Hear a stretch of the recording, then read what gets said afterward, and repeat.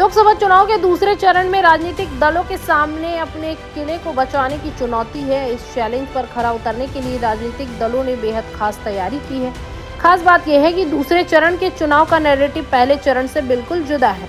पहले चरण में जहां राम मंदिर, कच्चीत्यूज, सनातन भ्रष्टाचार, इलेक्टोरल बॉन्ड और मोदी फोबिया प्रमुख मुद्दा रहा, तो इस बार हिंदुत्व की पीछ पर मुस्लिम आरक्षण, संपत्ति बंटवारा, हनुमान चालीसा जैसे मुद्दे चुनावी जंग का जरिया बन गए। लोकसभा चुनाव के दूसरे चरण के लिए शुक्रवार को 13 राज्यों के 88 लोकसभा सीटों पर मतदान हो रहे हैं।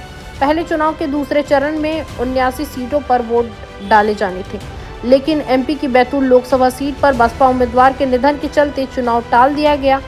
यदि इन 88 सीटों की हम बात करें तो इन पर तकरीबन 1198 उम्मीदवारों की किस्मत का फैसला होना है। खास बात यह है कि दूसरे चरण की जिन सीटों पर चुनाव हो रहे हैं, उनमें से आधे से ज्यादा सीट पर अकेले भाजपा का कब्जा है।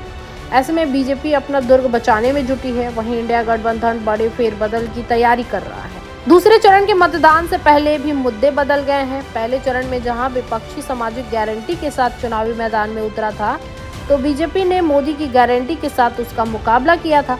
हालांकि दूसरे चरण में नैरेटिव सेट करने के मामले में बीजेपी आगे रही। इस बार भाजपा ने विपक्ष के घोषणा पत्र, संपत्ति सर्वे, मंगलसूत्र, मुस्लिम आरक्षण, हनुमान चालीसा विवाद को अपनी ताकत बनाया, तो विपक्ष का ज्यादातर समय इन्हीं आरोपों पर सफाई देने में निकल गया। हालांकि कांग्रेस ने अपने एजेंडे पर खड़े रहते हुए बीजेपी के हर प्रहार का जवाब देने की कोशिश की। कांग्रेस के घोषणा पत्र पर भी खड़गे ने पीएम मोदी से मिलने के लिए समय मांगकर मास्टर स्ट्रोक भी चला था। हालांकि वह इसमें काफी हद तक कामयाब रहे। ये चुनाव परिणाम से ही साफ होगा। दूसरे चरण के मतदान से पहले पीएम नरेंद्र मोदी जिस तरह चुनावी अभियान में हिंदुत्व का नैरेटिव सेट कर रहे हैं, इससे भाजपा के कोर वोट बैंक पर सीधा संदेश गया है। इसके अलावा ये भी माना जा रहा है कि पीएम नरेंद्र मोदी एक बार फिर अपने पुराने एजेंडे पर लौट आए हैं। पिछले लोकसभा चुनाव में भी सभी ने पीएम मोदी का यह अंदाज देखा था।